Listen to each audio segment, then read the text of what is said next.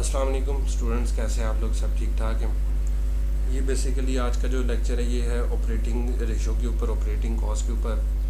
आज का लेक्चर जो है वो रेशोज़ के हवाले से जो है वो हम सीरीज़ शुरू की हुई। इसमें पहला लेक्चर मैंने डाला था, उसके दो पार्ट्स थे, दोनों में मैंने एक्सप्लेनेशन आपको जो है वो बताई थी। एक में मैंने एक्सप्लेनेशन दी थी और दूसरे में मैंने प्रैक्टिकल जो है वो उसको जो है वो सॉल्व करके आपको बताया था।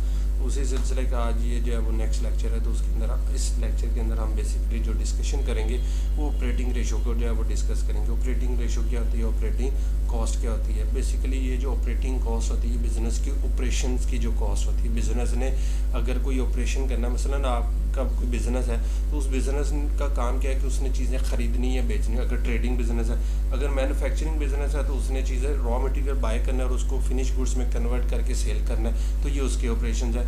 तो इनके जो है वो अंदर हमारी कॉस्ट इंकर्ड होती है ऑपरेशंस के ऊपर। उस ऑपरेशन कॉस्ट को जो है वो हम जो है वो कैलकुलेट करते हैं, उसको हम देखते हैं, चेक करते हैं, टाइम टू टाइम देखते हैं, बिज़नेस टू बिज़नेस देखते हैं कि वो कितने ज़्यादा एफिशिएंटली जो है वो हम यूटिलाइज़ करें, या उनके अंदर जो है वो चेंजेस आ रही हैं तो कितनी चेंजेस आ रही हैं, क्या क्या क्या चेंजेस आ रही हैं, किस वजह से चेंजेस आ रही हैं, ताकि कंपनी जो है वो उसके ऊपर डिसीजन ले सके। तो आज हम जो बात करेंगे वो हम बात करेंगे ऑपरेटिंग कॉस्ट के ऊपर कि ऑपरेटिंग कॉस्ट क्या होती है।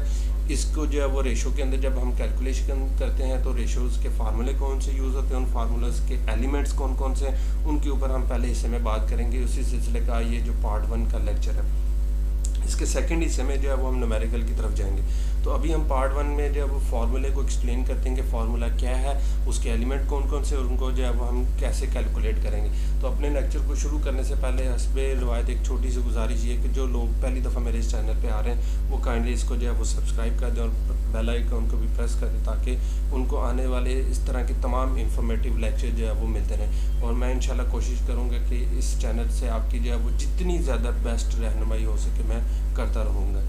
तो चलते हैं हम अपने लेक्चर की तरफ। हम अपने लेक्चर को शुरू करते हैं। उसमें आज का जो लेक्चर है उसके अंदर हम ऑपरेटिंग रेशो या ऑपरेटिंग कॉस्ट रेशो के ऊपर बात करेंगे। ऑपरेटिंग कॉस्ट बेसिकली क्या होती है कि वो कॉस्ट जो बिज़नेस की जो है वो ऑपरेशंस के अंदर जो है वो लिंक करती है। ये अगर हम मैन्युफैक्चरिंग बिजनेसेस की बात करें तो उनके अंदर जो है वो ऑपरेशन कॉस्ट से मुराद आपकी जो है वो डायरेक्ट मटीरियल की कॉस्ट होती है, डायरेक्ट लेबर और फैक्ट्री ओवरहेड। ये तीन कॉस्ट बेसिकली आपकी बिज़नेस की ऑपरेशन कॉस्ट कहलाती हैं।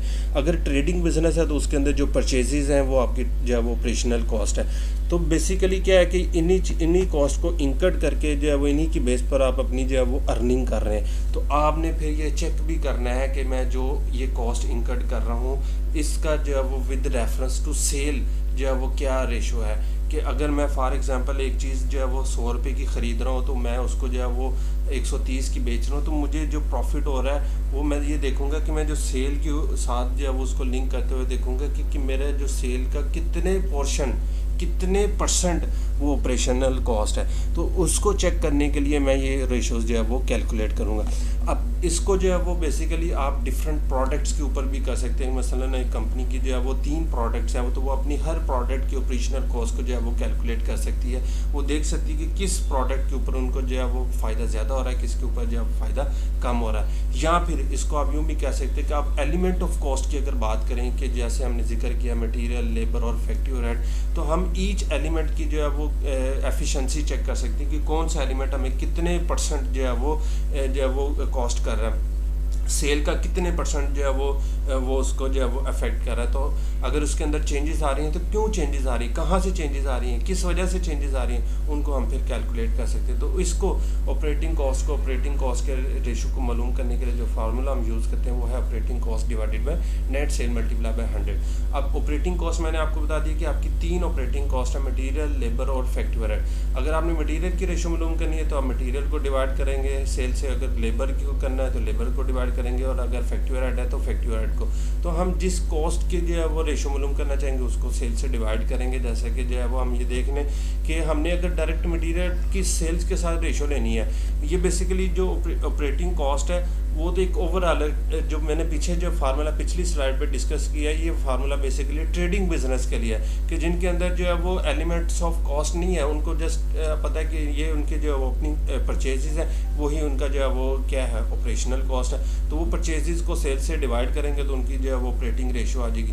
हाँ, अगर जो है वो आप मैन्युफैक्चरिंग बिजनेस के अंदर जा रहे हैं तो उसके अंदर जाहिर सी बात है कि आप जो है वो चीज़ें प्रोड्यूस करेंगे, उसके ऊपर आपके ये 3 एलिमेंट ऑफ कॉस्ट इंकर्ड होंगे, तो उसके लिए फिर आप इंडिविजुअली इन तीनों को जो है वो कैलकुलेट करेंगे कि इन तीनों की इंडिविजुअल रेशोज़ क्या है, मटीरियल कितने परसेंट है, लेबर कितने परसेंट है, एफएच कितने परसेंट है। तो उन सब के लिए जो है वो आप क्या करेंगे कि अगर आपने मटीरियल की जो है वो रेशो मालूम करनी है तो material divided by net cell, अगर डायरेक्ट लेबर मालूम करनी है तो labour divided by net cell, और अगर एफएच मालूम करनी है तो FH divided by net cell.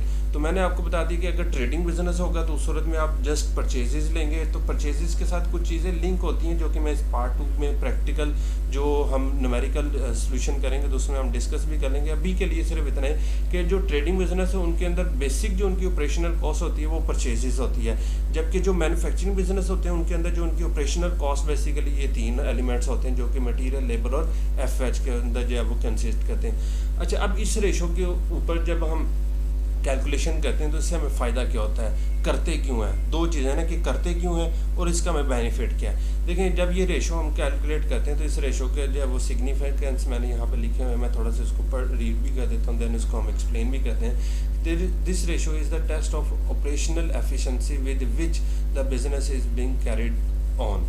The operation ratio should be low enough to leave a portion of a sale to give a fair return to the investor।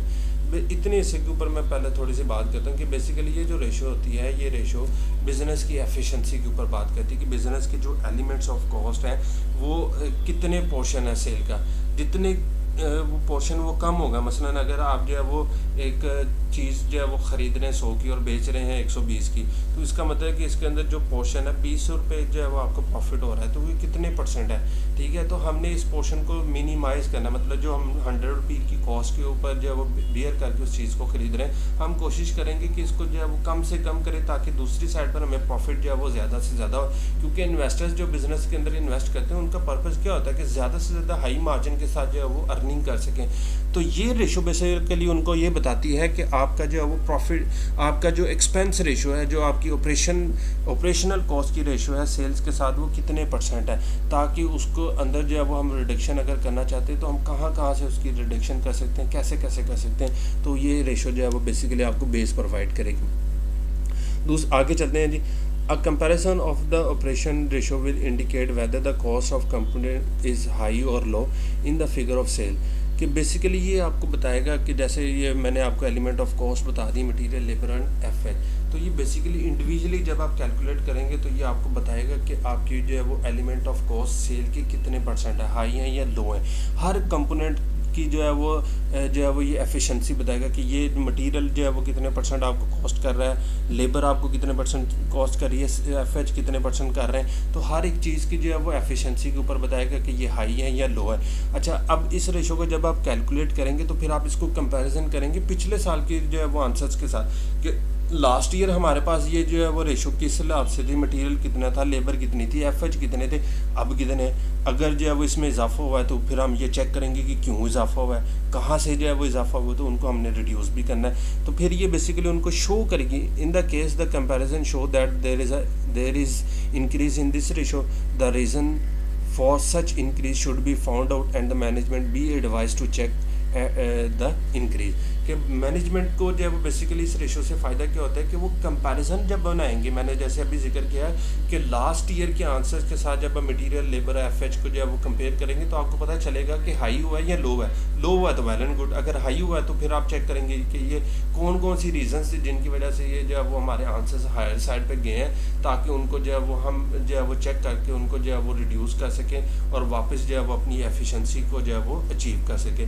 तो ये basically जो operating ratio है, ये basically business की जो है वो एक ऐसी रेशो है जो कि बिजनेस के ऑपरेशंस के ऊपर जो है वो कंपनी को गाइड करती है कि कंपनी ने कैसे अपने आप को एफिशिएंटली जो है वो यूटिलाइज़ करना है। इन्वेस्टर ने अगर इन्वेस्टमेंट की है तो कैसे एफिशिएंटली वो अपनी इन्वेस्टमेंट को यूटिलाइज़ कर सके ताकि उनको जो है वो रिटर्न ज़्यादा से ज़्यादा मिल सके। ये था इसका थ्योरेटिकल पार्ट। इससे अगले पार्ट के अंदर जो है वो न्यूमेरिकल पार्ट के अंदर जो है वो मैं मतलब पार्ट 2 के अंदर जो है वो न्यूमेरिकल प्रॉब्लम के ऊपर डिस्कशन करूँगा। जिन्होंने ये पार्ट 1 देखा है वो काइंडली इसका जो है वो पार्ट 2 भी देखिएगा। उसका जो है वो डिस्क्रिप्शन में जो लिंक है वो मैं इसकी डिस्क्रिप्शन में मैं लगा दूंगा, तो उसको भी देखिएगा ताकि आपके जो पॉइंट जो है वो मज़ीद क्लियर हो जाएंगे। ठीक है जी, तो हम पार्ट 2 की तरफ चलते हैं, न्यूमेरिकल प्रॉब्लम की तरफ चलते हैं, ताकि जो है वो हमारे ये जो हमने थ्योरेटिकली पढ़ा है उसको हम जो है वो मज़ीद ऑब्जर्व कर सकें। ठीक है।